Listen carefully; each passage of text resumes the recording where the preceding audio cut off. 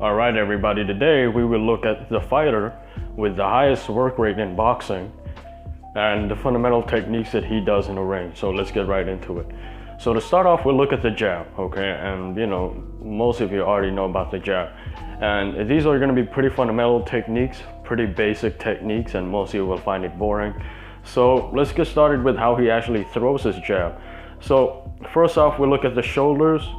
His shoulders is actually pretty up high when he throws that jab. And another thing that you should take note is he doesn't stay on the center. So if you look at this, he leans a little bit more on the right side, and this is how you throw a jab, okay?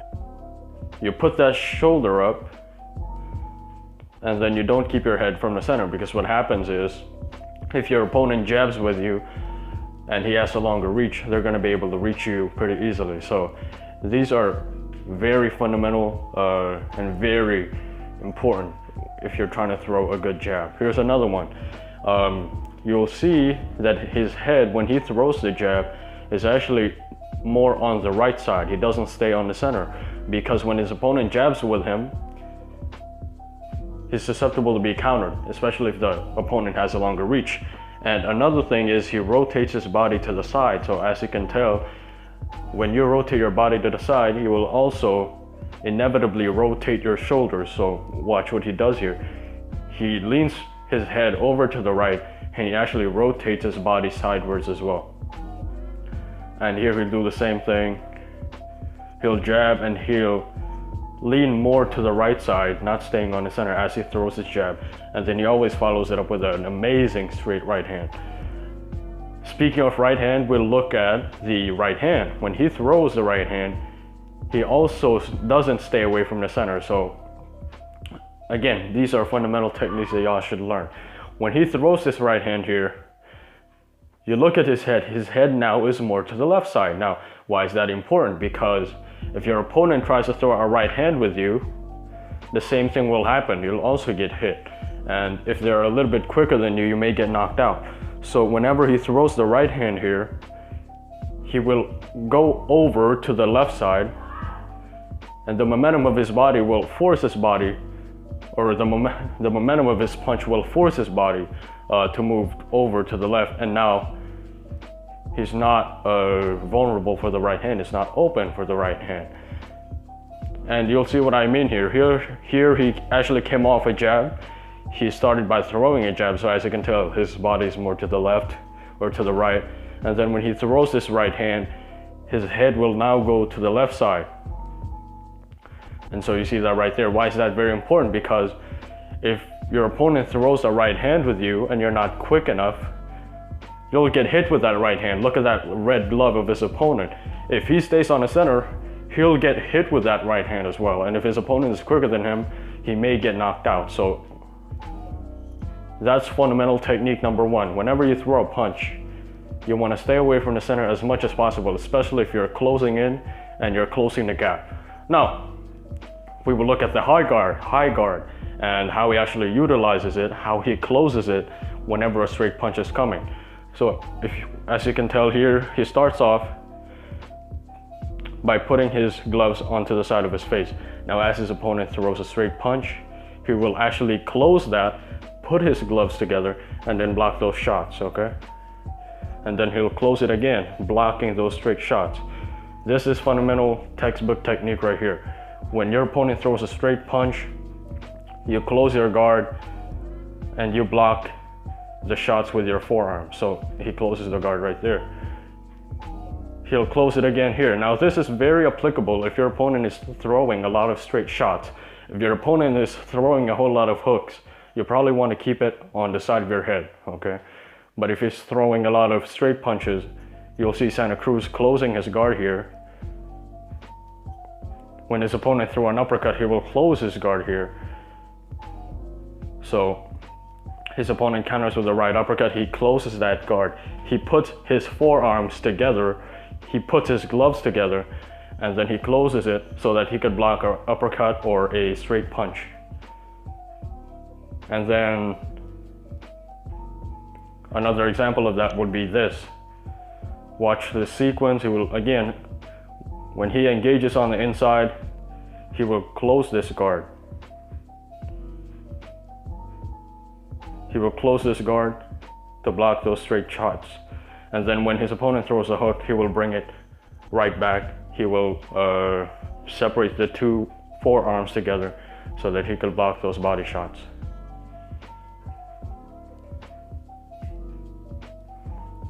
And now here we'll look at tight blocking. And you'll see that when he engages on the inside, he will actually tuck his body inwards more. So he tightens everything in his body so he could cover both his head and his body. So watch his upper body here is actually more forward, is hunched forward a little bit more so he could block the body shots and he could block the head shots as well. And here you'll see it again. He starts off pretty high. His guard is pretty high here. And then when his opponent throws a jab, he will tuck his chin even more. This is the advanced version of the principle. Your chin should always be tucked. When your opponent is throwing a shot to the head, your chin is tucked. Your chin is tucked. But when he starts throwing to the body, you should tuck it even more, and you should hunch forward a little bit more so you can block these body shots that's being thrown by your opponent. So what Leo Santa Cruz does is he hunches forward so that he can make his guard tighter. He could block these body shots and the head shots at the same time. He will hunch forward, very reminiscent of Triple G. Triple G also does this a lot. Whenever his opponent starts throwing body shots, he tucks his body inward even more, and then he goes down so that he could block the body shots and the head shots at the same time.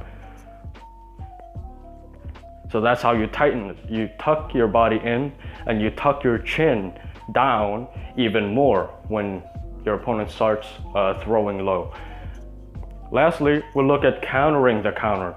And so here you'll see him throw a jab and then he'll predict a counter shot. And this is the importance of actually predicting the counter shot of your opponent and knowing what potential counters may come after you throw a shot. So whenever you throw a jab, your opponent can counter with a hook, your opponent can throw a right hand over the top. And so Leo Santa Cruz predicts that. And what he does here is after he throws the jab, he will block the right side of his body and he will lean to the right. So he will lean to the right here, knowing that a left hook to the head may come, a left hook to the body may come, and when your opponent throws the right hand, you're leaning over to the right so you can just duck under that pretty easily, or you can lower your body a little bit so you can dodge the right hand. And then here, once he blocks that left hook to the body, he will actually counter by throwing a right hand and a left hook. The same goes for this one. Watch, I'm trying to see where it is. So he'll throw a jab, his opponent throws a left hook to the body, and then he leans over to the right once more, and he predicts that shot because every time Leo Santa Cruz throws a jab, he can already predict the potential counters that may be thrown, and so he's always ready to block it. If it's a right hand, his left hand is always ready to block the right hand. If it's a left hook to the body, he can always put his elbow to his body so that he can block the body shot. If it's a left hook, he can always keep his right glove on top of his head. So here he counters with a left hook and a right hand and a left hook.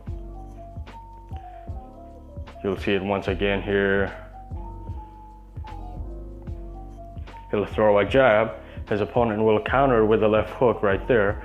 And then because Leo Santa Cruz is aware of the potential counter shots that may come, he just leans over to the right side. He blocks that body shot counter, and then he counters with a left hook, and then he resets, and then there his opponent throws another body shot, and then he counters once again. So he's always looking to counter the counter. He's always looking to counter the counter punch being thrown by his opponent.